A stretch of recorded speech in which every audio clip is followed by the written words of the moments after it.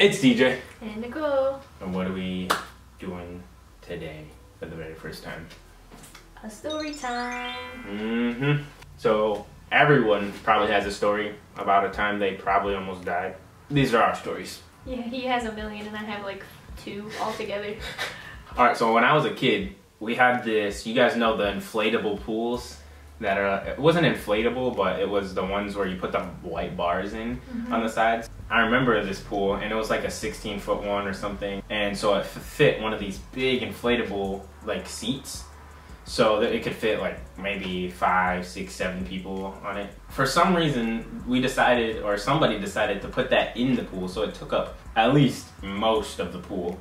And it was day, and it was summer, and it was hot, and it was nice, and I was so excited. I was so excited to swim because I love swimming. I got in the pool, and I was going under, and then I remember I went under one time, and then I like went to go up, and I couldn't get up. So like that thing was on top of me, so I kept pushing, like I was trying to find the edge, and obviously you only have so much air, so I was literally struggling. And I don't know if you've ever held your breath long enough to where you can't hold it anymore, so like everyone has. So like you start like seizing up, and like you're trying to take breaths but you can't, and then it hurts. Well, that was happening. I was literally about to black out, and I could not breathe, but I was trying to find the edge. I did not think I was gonna make it. I thought I was gonna die that day for sure.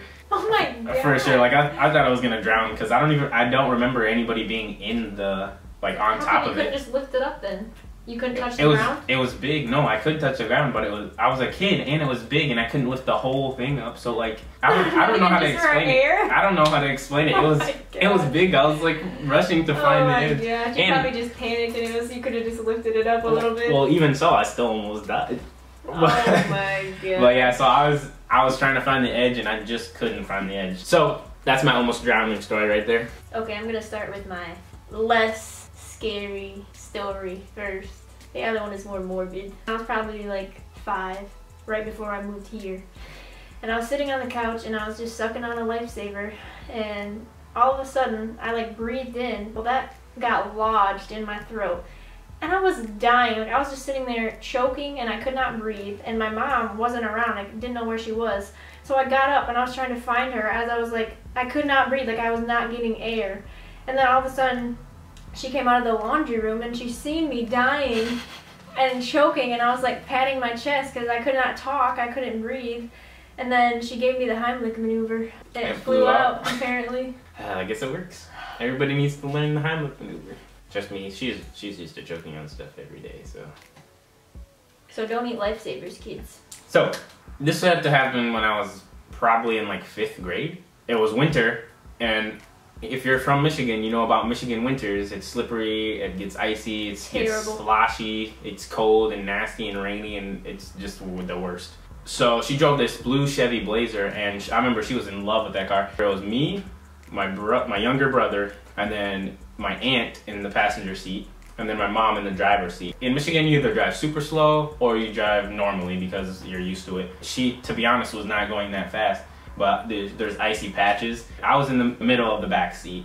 There was a car seat on my left, and then my brother was on my right. We hit this ice patch, and that was it. Like, we started turning. We were all the way on the left, and then there was the middle, like, concrete barrier. We started like turning towards that. The front end of the car started turning towards the concrete barrier, and then I remember hearing my mom say one thing, and it was, "Are you kidding me? I wasn't even going that fast." Because as soon as we started to turn, there was nothing she could do about it. You can't do anything on ice. So I remember getting hit, but I don't remember if we hit the wall first.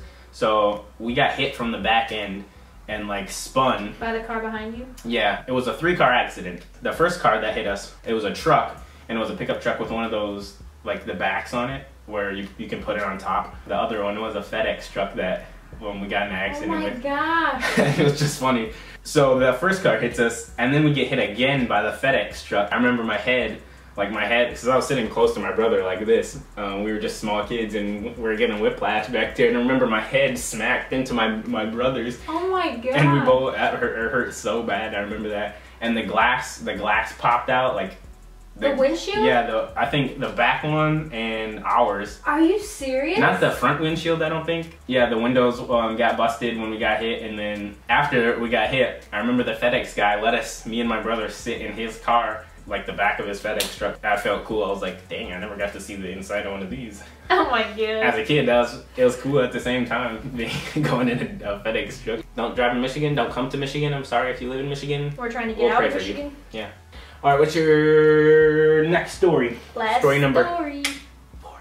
This last one. Mm-hmm. I was almost murdered. Murdered.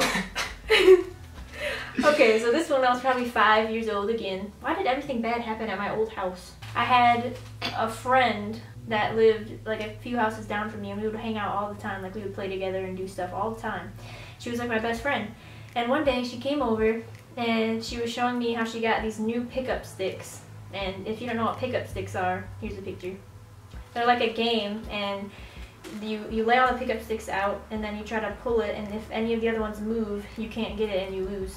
So she was showing me those, and she was playing with them, and I went up to her and I touched them like I just was gonna play with her too. And she got so mad that I touched her pickup sticks. She grabbed me by the throat and held me up against my front door of my house and was choking me, and she was obviously stronger than me, and I could not do anything. So I was literally banging on the door backwards because I knew my mom was in the house, and I could not breathe. I thought I was gonna die. Like, she was not letting go. She was so mad that I touched her pickup sticks, and she clearly wanted me to die. And finally, the only reason I lived is because my mom heard me banging and she opened the door. I think my mom had to pull her off of me. I think she was still choking me. That's fucked up. Oh, that was scary. So yeah, I almost got killed by another 5-year-old or however old she was from pickup sticks. And you can't even play by yourself. You can't even play that game by yourself. And she was mad that I touched them. Oh. Whatever. That's the funniest story I've ever heard in my life. You're a bully. I almost got murdered. You survived, so it's okay. Yeah, it's okay. You survived. Oh, I didn't think I was going to. Let us know if you want to see more story times, and what story times of what stories, and what story times you want to see of what stories and story times. You heard her. If you guys like this video, make sure to drop that like, comment, share, subscribe again. Hit that notification button so you can see us every time we upload a video. If you don't, I'm going to hire the girl that choked me to come choke you. We'll see you in the next video. Peace.